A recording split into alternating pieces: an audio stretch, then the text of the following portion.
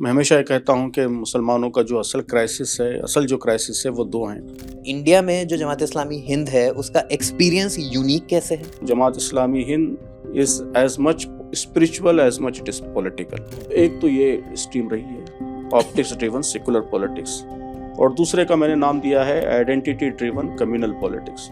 तो आपका analysis first 75 years of independent India क्या है? मुसलमानों का जो फेल्यूर रहा, उनकी जो पॉलिटिक्स रही है, मैंने इसमें कहा है कि वो कटी पतंग की तरह रही है। तो क्योंकि आपने हिंदुत्व पे किताब भी लिखी है, आप हिंदुत्व को एज अ फिलोसफी कैसे देखते हैं? इन हालात को बेहतर बनाने के लिए कई महाजों पे हम काम कर रहे हैं। इस वक्त मैं समझता हूँ कि दो महाज बड़े इंपॉर्टेंट हैं।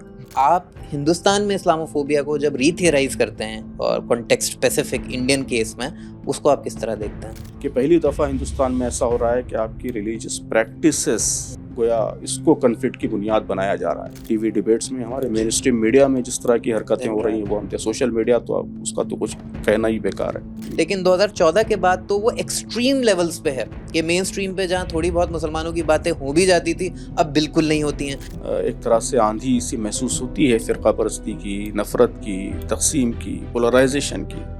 ये बहरहाल टेम्पररी है, ये कभी भी परमानेंट नहीं हो सकती।